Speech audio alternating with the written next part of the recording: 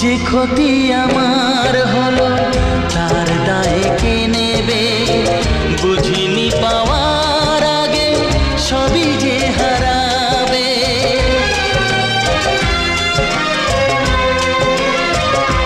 ও যে ক্ষতি আমার হলো তার দায় কে নেবে?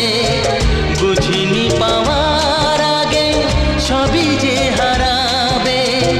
শুধু শুধু কেন দিলে মরণের সাথ? ও চাঁদ